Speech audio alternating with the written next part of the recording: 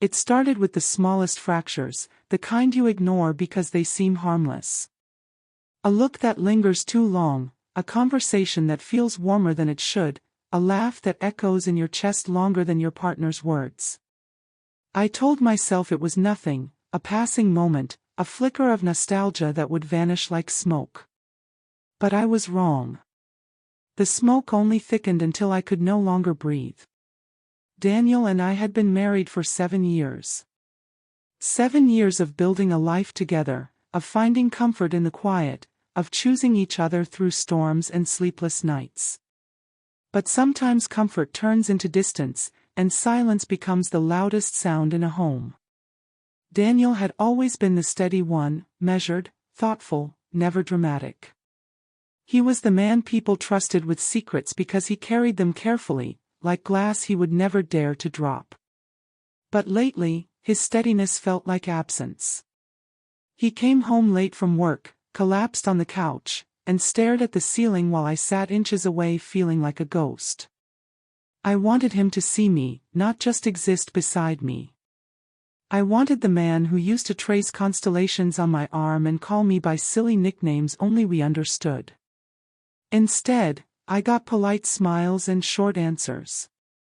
I told myself marriage goes through phases, that love doesn't always sparkle but can still endure. And maybe it would have, if Mark hadn't appeared. Mark, with his reckless grin and untamed energy.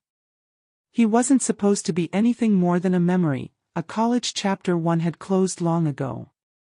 But there he was, at a coworker's birthday, holding a beer like it was an invitation and laughing in that way that made the room bend toward him.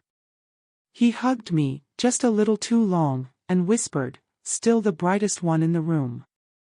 My chest tightened, not because of the compliment, but because I realized how long it had been since Daniel said anything like that to me. I should have walked away. I should have reminded myself that nostalgia is a liar, that it paints the past in colors too bright to be true.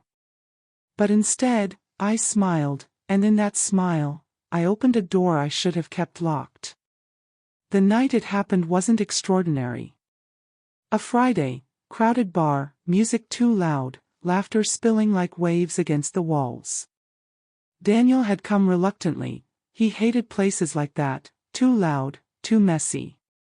He ordered a drink, tried to fit in, but I could see his discomfort from the way his shoulders tensed.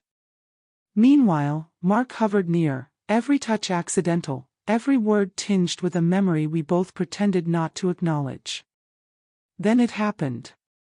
3 seconds. That's all it was. His lips on mine, sudden and reckless, and my body betraying me by not pulling away. The world blurred, laughter still ringing around us, but the sound that cut through me was silence. Daniel's silence. I turned, and he was gone. His stool spinning slowly, his unfinished drink sweating onto the counter, as if even the glass mourned his absence. My stomach dropped. I pushed through the crowd, calling his name, but he was already outside, his steps fast, his shoulders rigid. Daniel. My voice cracked as the night air burned my lungs. He didn't stop. The car door slammed shut with a finality louder than any argument. For a moment, our eyes met through the window, and what I saw destroyed me more than anger ever could. Not rage. Not hatred. Just devastation, pure and raw. Then the engine roared, and he was gone. The days that followed were worse than silence, they were punishment. He didn't come home that night, or the next. My texts went unanswered, my calls rang into emptiness. I sat in our bedroom, staring at the door like a prisoner waiting for a sentence. When he finally walked in 3 days later, he wasn't the same man. His eyes were colder, his movements sharper, as if every gesture was a blade cutting me away. "Daniel," I whispered, my voice trembling, "please, we need to talk." "There's nothing to talk about," he said, his tone flat, final. "It was a mistake. I didn't mean. You didn't mean for me to see," he interrupted, his eyes locking onto mine, unflinching. Or you didn't mean to do it at all. I opened my mouth, but nothing came out. Because he was right. What excuse could erase the image burned into his mind? He shook his head, a bitter laugh escaping him. Everyone saw it, Claire. Do you have any idea what that felt like? Tears stung my eyes. I'm sorry. I was drunk. I wasn't thinking. Stop, he snapped, his voice cutting deeper than any blade. Don't insult me with excuses. You kissed him because you wanted to. And you knew I was there. His words settled like stones in my chest. I reached for him, but he stepped back, as if my touch was poison. I don't know if I can ever look at you the same way again, he said quietly, before walking away. Nights turned into weeks, each colder than the last. Daniel moved into the guest room, his laughter, once my favorite sound, now a ghost haunting the walls.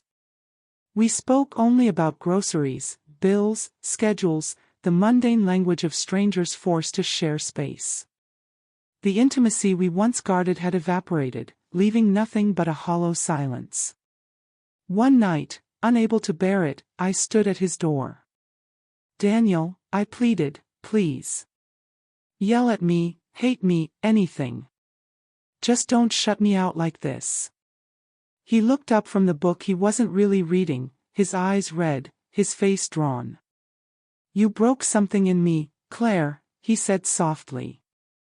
And I don't know if it can be fixed. The tears I had been holding back spilled freely. I love you. I made a mistake, but I love you. Please, don't give up on us. He shook his head, slowly, like the weight of the world was pressing it down. Love isn't supposed to feel like humiliation. And that's all I feel when I think about you now. The next morning, he was gone. Not just to work, not just to clear his head, truly gone. His closet was half empty, drawers pulled open like they'd been emptied in a rush. The duffel bag he had carried the night he returned was missing. On the kitchen counter sat an envelope, my name written in his familiar, steady handwriting. My hands trembled as I opened it, praying for forgiveness, begging for a chance written in ink. But hope crumbled with every line I read. Claire. I can't do this anymore. I can't live with the image of you in someone else's arms burned into my mind. I thought we were stronger. I thought we had something worth holding on to. But your choices told me otherwise. I don't hate you. I just can't stay. Daniel. The words blurred as my tears fell, staining the paper that carried the end of everything I had built. I crumpled to the floor, clutching the letter like it might change if I held it tightly enough. But it didn't. It was final. His silence that night at the bar had been the beginning of the end, and now, it was permanent. Weeks became months. People stopped asking about him. Friends who once envied our marriage looked at me differently, their smiles tight, their words cautious. My co-workers avoided the subject entirely, though I could feel their eyes whenever I walked into a room. They had seen it too. The kiss, the mistake, the fracture I couldn't repair. And that became my new identity. Not Claire, the loyal wife. Not Claire, the one who stood by her husband through every storm. I was Claire, the woman who threw it all away for 3 reckless seconds. The woman who traded years of trust for a fleeting spark that burned everything to ash. I replay that night over and over. The laughter, the music, the warmth of Mark's breath against my ear. The 3 seconds that detonated my life. And always, always, Daniel's face as he walked away, the devastation in his eyes, the silence that screamed louder than any words. Sometimes I dream about him coming back, opening the door, dropping his bag, and telling me we can rebuild. In those dreams, I beg, I promise, I swear I'll never falter again. But when I wake, the reality crushes me, the door stays closed, the silence stretches on, and the only thing left is regret. Everyone saw me cross the line. They saw the kiss, the betrayal, the undoing of a marriage that once felt unbreakable. But no one saw the moment after, the hollow ache that has carved itself into me, the nights I lie awake staring at the ceiling, begging for a chance that will never come. Daniel's silence was the only answer. And in that silence, I learned the cruelest truth of all: sometimes love doesn't end with a fight, or with anger, or even with hate. Sometimes, love ends with nothing more than a quiet exit, and a silence that never stops echoing.